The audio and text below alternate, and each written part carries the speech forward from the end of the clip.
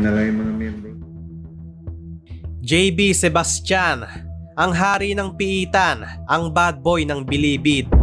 Kilala siya sa buong Pilipinas, hindi dahil sa kanyang krimen, kundi dahil sa kanyang papel sa malaking kontrobersiya na nagpatumba sa dating senadora na si Leila De Lima. Noong 2016, isiniwalat niya ang iba't ibang kalokohan sa loob ng Bilibid. This is a remix. Prepare for launch in 3, 2, 1.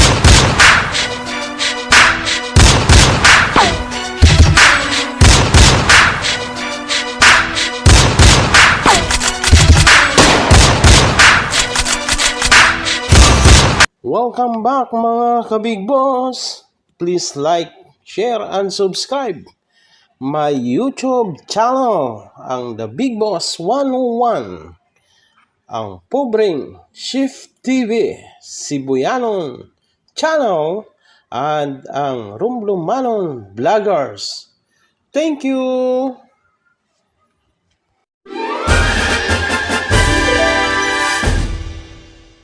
Maituturing daw na pinakamalakas na At kasama na rito ang umano'y partisipasyon ni De Lima sa mga iligal na droga. Yan ang dahilan kung bakit nahuli ang senadora at naipasok sa bilangguan. Todo ang sakit sa ulo na dinala ni Sebastian sa gobyerno dahil sa kanyang mga revelasyon.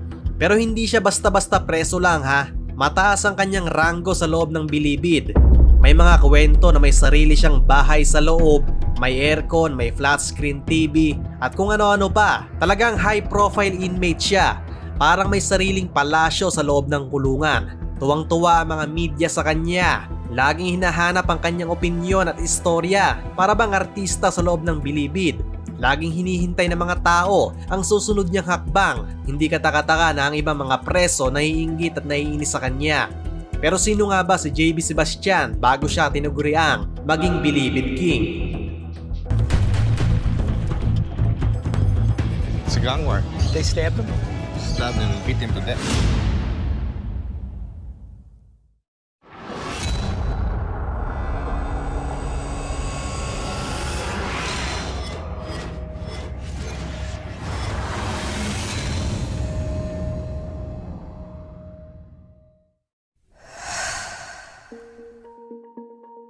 Si JB Sebastian ay isang college dropout noong third year niya.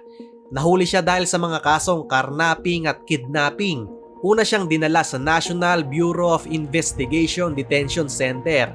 Pagkatapos ng isang buwan, inilipat siya sa Manila City Jail. Dito, agad siyang nakilala bilang overall advisor ng gang na Sige Sige Commando. Parang consultant lang, di ba? Nang mahatulan siya noong 2009, dinala siya sa maximum security unit ng New Bilibid Prison. Dito, naging leader siya ng grupo na Presidio, isa sa dalawang pangunahing drug operators sa loob ng Bilibid. Ginagamit daw siya umano ng mga drug lords para lipulin ang mga distributor na hindi nakakapag-abot ng kita mula sa bentahan ng droga sa loob at labas ng Bilibid. Sa loob ng Bilibid, hindi lang si JB Sebastian ang may bigating pangalan. May iba pang malupit na karibal siya na si Herbert Colanco, isang convicted kidnapper at kapwa malaking testigo sa kaso ni De Lima. Si Herbert daw ang pinuno ng ibang grupo na tinatawag na Karcel. Parang basketball lang yan ha. May Team JB at Team Herbert naghaharap-harap sa loob ng kulungan. Pero bago pa man nagningning ang pangalan ni JB, kilala na rin ang ama nito bilang isang notorious na kriminal. Tumubo ang pamilya Sebastian sa Tondo, Manila, kung saan napakaraming gang-related activities. Tondo, sabi nila, ang pinakamakapal na bahagi ng ating kabisera. Pag daw sinabing pulis sa Tondo, marami ang naniniwala na kasama rin sila sa mga gang activities. Kung hindi man miyembro ng gang, baka protektor naman ang negosyo ng mga grupo kapalit ng pera. Bagamat kilalang kilala at kinatatakutan ang ama ni JB dahil sa kanyang reputasyon, wala ni isa sa kanyang pamilya ang sumali sa gang o nakakulong. Pero ito ang manupit, nahuli na rin ang kanyang ama dahil sa 2 kaso ng murder at nakakulong sa loob ng 1 linggo. Pero nakaalis siya sa kulungan nang magbayad lang daw siya ng 6,000 piso sa pamilya ng mga biktima. Ganun lang kadali, anong klaseng justice system yan, no? Minsan nga, kapag mataas ang koneksyon mo, malayo ang mararating mo. Ganito ang nangyayari kay JB nang unang makapasok sa bilangguan. Dahil sa mga koneksyon ng kanyang ama, natuto siya kung paano kontrolin at gamitin ang sistema ng kulungan. Bago pa man siya makaapak sa loob ng selda, may mga kaibigan na agad siyang naghihintay. Di lang basta kaibigan, may mga bodyguard na rin siya kumbaga. Hindi lang dahil sa paggalang sa kanyang ama, kundi dahil na rin sa reputasyon ni JB sa labas. Naging maayos ang trato sa kanya ng mga gwardya ng kulungan. Sa mga unang linggo, araw-araw na bumibisita ang kanyang ama. Pero nagbago ang lahat nang magkasakit ito ng malubha na kalaunay ikinamatay nito. Nang mamatay ang kanyang ama, hindi pinayagan si JB na dumalo sa libing. Kaya nagdesisyon si JB na ibahagi ang kanyang kuwento dahil ayaw niyang sundan ng iba ang landas na tinahak niya. Alam niya ang peligro ng ganitong lifestyle.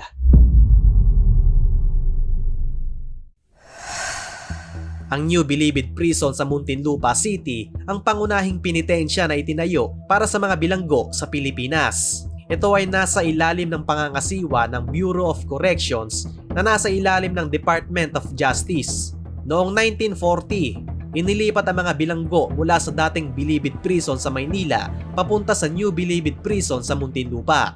Ang natirang parte ng lumang kulungan ay ginawang Manila City Jail. Sa umpisa, ang lupa ng kulungan ay nasa 551 na hektarya. Pero nabawasan ito ng 104 hektarya para sa housing project ng Department of Justice. Kasabay ng paglipat ng mga bilanggo, ginamit din ang ibang parte ng lupaing sakop ng New Bilibid Prison para sa headquarters ng Bureau of Corrections. Yan ang nagsisilbing command center kung saan pinaplano ang kanilang mga correctional activities. Fast forward sa May 2018, nasa 26,877 na convicted criminals ang nakakulong sa New Bilibid. Parang isang barangay na rin yon.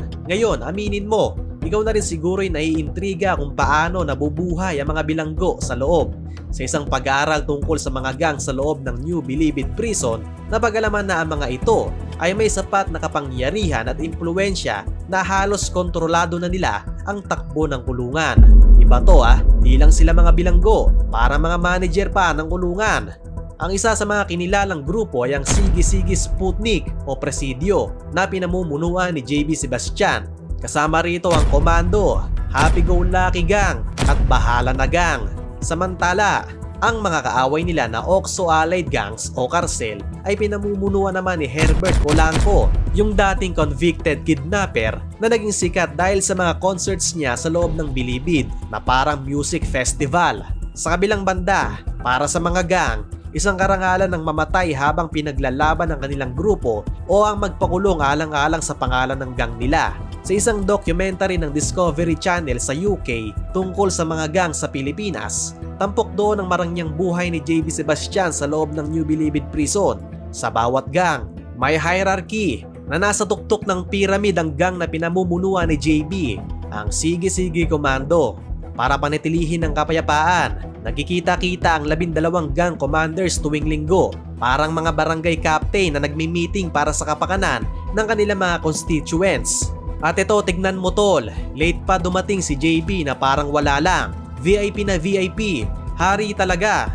Hayahay din talaga siya dahil mas maganda pa ang lugar ng kanyang opisina kaysa sa ibang social clubs. May malaking TV, aircon, hindi mo iisiping nasa loob ka ng kulungan. Mainit na mainit sa labas pero dito sa loob ang lamig ng aircon. Tingin pa yung dalawa. Tignan mo, tamang chill-chill lang habang naglalaro ng tennis, panis. Pero ang kagandahan naman neto tol, yung mga hawak niyang gangs ay nadidisiplina niya raw ng maayos sa loob ng Bilibid. Sa documentary, pinagyayabang ni JB at ng kanyang mga kasamahan sa gang kung gaano sila kalakas. Para silang mga boss na nagpapatakbo ng negosyo, may sarili siyang TV station, high-tech na detention cell, at koneksyon sa mga mataas na opisyal ng gobyerno. Pero ang pinakamalupit ay nang banggitin ni JB na may koneksyon siya sa ilang prominenteng opisyal ng gobyerno, kabilang na ang dating presidente Benigno Aquino III. Who's this guy? He's the president of the Philippines. You gotta be kidding me. At ang dating Justice Secretary na si Laila de Lima. Sa Amerika, kung makikita ng mga tao na nag-uusap ang Attorney General at isang gang member, siguradong wala na siyang trabaho kinabukasan. Pero dito, parang kailangan ng mga opisyal ang mga leader ng mga gang para ma-maintain ang kaayusan sa loob ng kulungan. Pero syempre, hindi nagtatapos ang istorya dito. Pagkatapos ng ilang taon mula nang ipalabas ang documentary, nagbago ang ihip ng hangin. pumayag si JB Sebastian na magtestigo laban sa kanyang dating kaibigang si Laila De Lima. Sinabi ni JB sa mga investigador na di umano'y siya ang nag-organisa ng fundraising para kay De Lima mula sa mga kilalang drug lord para pondohan ang kanyang kampanya. Kaso, nasa ilalim siya ng microscope sa administrasyon ng dating presidente na si Duterte at nakakuha ng pansin ng Department of Justice na pinamumunuan ng dating sekretary Vitaliano Aguirre II.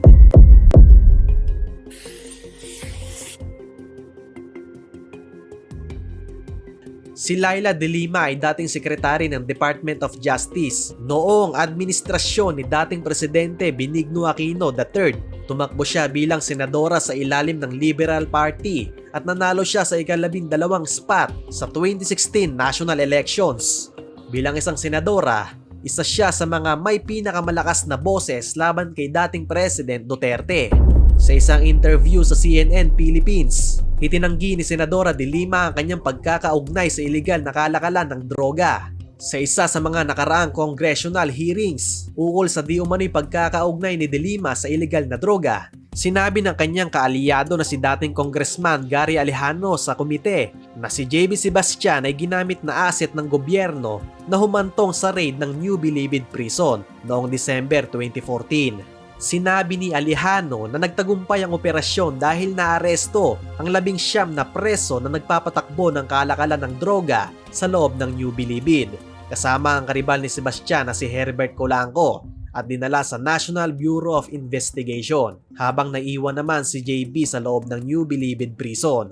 Ayon sa dating kongresista, napili si JB Sebastian bilang asset dahil sa kanyang mga katangian na matalino, diplomatiko at may kakayahan sa pamumuno kumpara sa ibang lider ng gang sa loob ng bilangguan. Naniniwala si Alejano na ginagamit ng DOJ ang estratehiya na ginamit ng administrasyon ni Aquino para linisin ang New Bilibid Prison sa kalakalan ng droga laban kay De Lima at Sebastian. Binabalaan ni Pangulong Duterte si Senadora De Lima na hindi siya makakalusot dahil sa kanyang pagkamabagal sa pag-iimbestiga sa mga ulat na may mga shabu laboratory sa loob ng Bilibid noong siya pa ang DOJ Secretary. De Lima, you are finished. Tapos ka na. Sunod eleksyon? Na. Sinampahan ni House Speaker Pantaleon Alvarez ng House Resolution para maganap ng investigasyon sa pagkalat ng drug syndicate sa Bilibid noong panahon na siya pa ang DOJ Secretary. Noong August 2016, sinabi ni De Lima sa publiko na siya ang nagbunyag ng ilegal na paggamit ng droga sa loob ng New Bilibid Prison. Makalipas ang ilang araw, ibinunyag ni Duterte ang drug matrix na nag-uugnay kay De Lima sa kalakalan ng droga at inanunsyo na siya ang nagpaandar ng lahat ng ito para sa pera. Isinabit ng Pangulo si De Lima bilang protektor ng kalakal ng droga sa Bilibid noong Justice Secretary pa siya. Nagpakita pa ng matrix ang Pangulo para ipakita ang pagkakaugnay ni De Lima at iba pang mga opisyal sa mga drug lord. Sa sagot sa mga paratang ni Pangulong Duterte, mariing itinanggi ni De Lima ang akusasyon at tinawag niya ang drug matrix ng Pangulo bilang isang piraso ng basurang dapat itapon. Noong September 26, sinimula ng House Committee on Justice ang isang serye ng mga pagsisiyasat sa umano'y pagkalat ng droga sa loob ng Bilibid noong nakaraang administrasyon. Tinanggihan ni Senadora De Lima na dumalo sa hearing. Tinawag niya itong isang peking pagsisiyasat na naglalayong siraan siya dahil sa kanyang kritisismo sa kampanya kontra droga ng administrasyon ni Duterte. Kasama sa mga testigo na ipapakita ng DOJ para patunayang guilty si De Lima ang mga high-profile na mga preso. Sa panahong ito, ang dating chief ng Bucor na si Rafael Ragos at ang opisyal ng NBI na si Jubenjo Ablen Jr. ay nagsabing nagdala sila ng pera ng droga sa tahanan ni De Lima noong siya pa ang Justice Secretary. Si Herbert Colanco, ang karibal ni JB Sebastian na nakakulong din sa New Bilibid Prison, ay nagsabing nagbigay siya ng 3 milyong piso kay De Lima at 1.2 milyon buwan-buwan sa direktor ng bilangguan. Kinabukasan, ang mga lider ng iba't ibang gang sa loob ng New Bilibid Prison ay nagkuwento sa komite na nag-ipon daw ng pondo si De Lima para sa kanyang kandidatura bilang senador noong 2016 mula sa ilegal na droga at ang pera ay umano'y kinolekta sa pamamagitan ni JB Sebastian. Pero kinabukasan na naman, September 28, isang nakakagulat na pangyayari dahil may kaganapan at mga aligasyon na umiikot na stabbing incidents na naganap sa New Bilibid Prison at isa si JB Sebastian ang sinaksak. Ayon sa investigasyon ng PNP-CIDG, ang isa sa dalawang stabbing incidents ay isang plano upang patayin si JB Sebastian upang mapigilan siyang magpatotoo laban sa senadora na si Laila de Lima. Ito ay kinumpirma ng mismong salarin na si Tomas Doninia sa isang sinumpaang salaysay. Nasa utos ng kanyang kaibigan sa Philippine Navy, sinubukan niya patayin si Sebastian. Ang plano ay itakwil si Sebastian para hindi siya makapagpatotoo laban kay de Lima tungkol sa pagkalaganap ng droga sa New Bilibid Prison.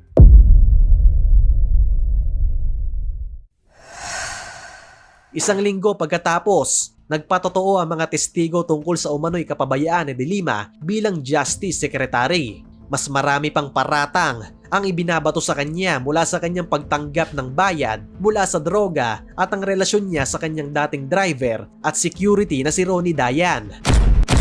Inakusahan ng dating pinuno ng Bucor na si Franklin Bukayu si de Lima na hindi nagpatulong sa PNP at CIDG noong 2014 para sana i-raid ang Bilibid. Nagsalita rin ang nahatulang police official na si Engelberto Durano na ibinigay niya kay de Lima ang 1.5 million pesos sa utos ng yumaong si Jeffrey Diaz na kilala bilang drug lord mula sa probinsya ng Cebu. Sumaksi rin ang dating security aide ni de Lima na si Junel Sanchez, isang miyembro ng Presidential Security Group, tungkol sa relasyon ng senadora kay Dayan pero hindi niya binanggit ang mga umano'y koneksyon ni de Lima sa droga.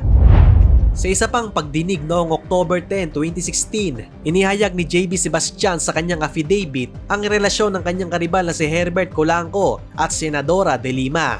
Inamin din ni JB na ang mga ilegal na gawain sa loob ng bilangguan ay kumikita ng hanggang 100 milyong piso sa isang araw. Ang mga prison officials daw ay binabayaran ng 100,000 pesos kada linggo para patayin ang mga signal jammers na nagbibigay daan para sa mga inmates na makipagkalakalan ng droga kahit nasa loob ng bilangguan. Sabi rin ni Sebastian na nagbigay siya ng hindi bababa sa 14 na milyong piso sa loob ng 6 na buwan para sa kampanya ni de Lima bilang senador. May isang nakakatawang eksena pa na inihatid ni Junel Sanchez, ang dating aide ni de Lima, ang isang trending nationwide na testimonya na nagbigay saya sa mga miyembro ng komite. Eto, baka naaalala nyo ang eksenang totol. Junel. Sa sumunod na buwan, parang isang nawawalang kababayan sa karnabal, bigla na lang sumulpot si Ronnie Dayan sa pagdinig sa kamera matapos na mahanap at maaresto sa San Juan, La Union. Nagsalita siya ng katotohanan na parang nagtatapat ng pag-ibig. Inamin niya ang matagal na nilang relasyon ni Senadora de Lima. At aminado rin siyang tumanggap siya ng pera para kay Senadora mula sa sinasabing hari ng droga sa Eastern Visayas na si Kerwin Espinosa. Siyempre, hindi nawawala sa eksena ang mga mambabatas na naglalaro ng truth or dare sa pagdinig. Pero sa halip na dare, ang hanap nila ay mga detalyado na medyo alam mo na, mapangahas at medyo R18 ang dating. At sa gitna ng lahat ng ito, tila isang inaapi na bida sa teleserye, nag-akusa si Senadora de Lima na tila pinipilit ng administrasyon ni Duterte ang mga bilanggong ito na magsalita laban sa kanya sa mga hearings. Pagkatapos ng 5 buwan, noong February 17, 2017, 3 parang malalakas na hagupit ng bagyo ng mga kaso ang isinampa laban kay Senadora de Lima ng DOJ. Ang kagawaran na tila lumalabas na ex-BFF ni de Lima na nag-turn bitter ang siyang nagbigay sa kanya ng kasikatan upang magtayo ng upuan sa Senado na siya rin magbabagsak sa kanya. Sa gitna ng gulo, nagpakilala si de Lima bilang unang PBB housemate, political na bilanggo sa ilalim ng rehime ni Duterte. Anya, ang mga reklamo laban sa kanya ay simpleng panggigipit lamang. Kinabukasan, itinanggi ng kanyang kahalili na si Justice Secretary Vitaliano Aguirre ang mga paratang at dagdag niya na mali para kay Senadora de Lima na ituring ang kanyang sarili bilang isang politikong bilanggo. 6 na araw matapos maindik, naglabas si Judge Guerrero ng Muntinlupa RTC Branch 204 ng warrant of arrest laban kay de Lima. Nasa Senado si De Lima nang ilabas ang order at humiling siya na arestuin siya ng alas 10 ng umaga kinabukasan ayon sa napagkasunduang oras kasama ang mga otoridad. Umuwi siya para makita ang kanyang pamilya at inihanda ang kanyang mga gamit, ngunit bumalik siya sa Senado pagkatapos malaman na plano siyang sopresahin ng mga pulis sa kanyang bahay. Matapos magdamag sa Senado, sumuko na si De Lima sa mga pulis bandang alas 8 ng umaga.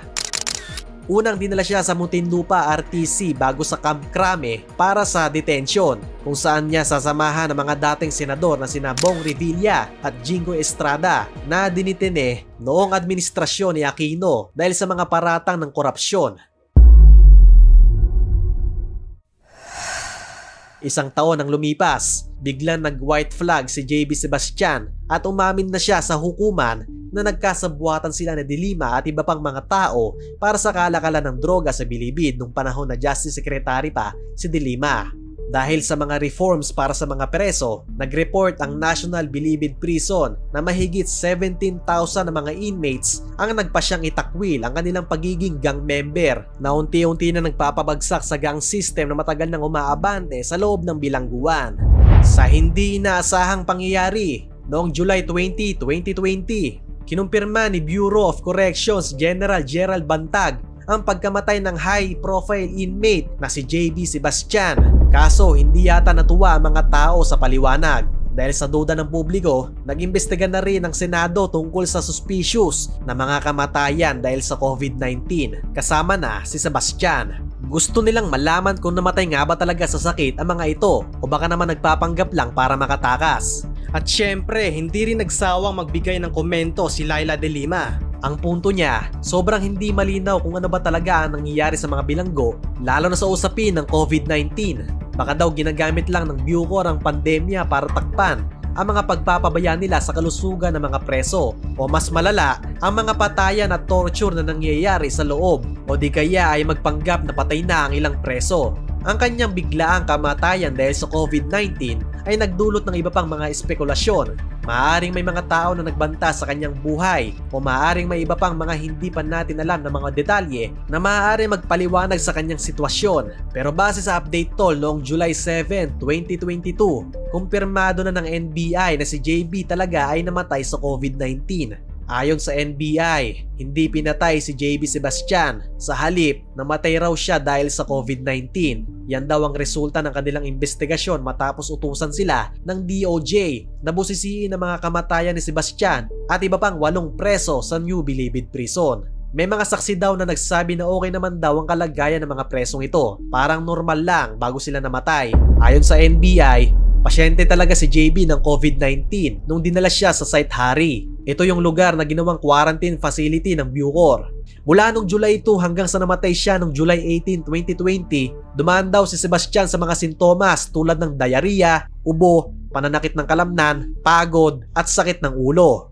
Ayon sa death certificate niya, namatay siya sa acute myocardial infarction o heart attack dahil sa COVID-19 noong July 18, 2020. Pero oops, bumalik na naman ito tol sa pagka-misteryo dahil nitong December 15 lang noong 2022, may panibagong report na naman ang nailabas. Diba nung una sinabi nila na namatay siya dahil sa COVID-19 sa Site Hari, pero may lumabas na bago ngayong info na hindi raw doon namatay si JB.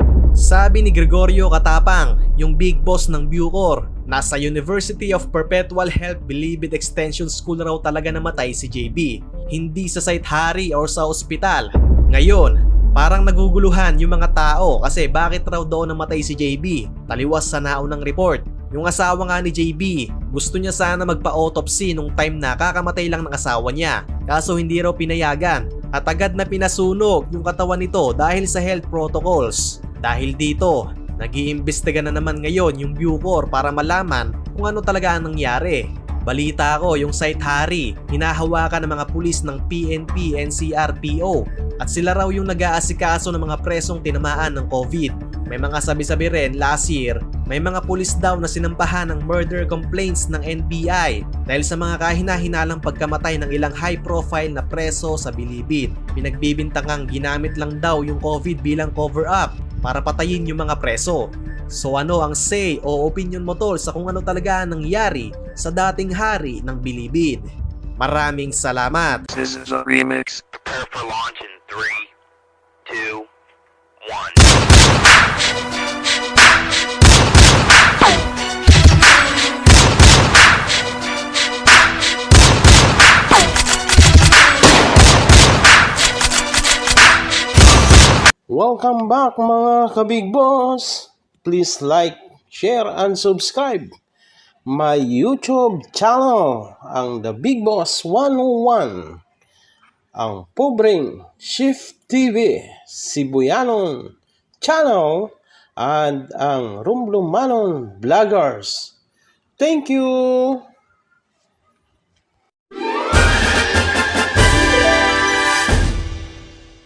Maituturing daw na pinakamalakas na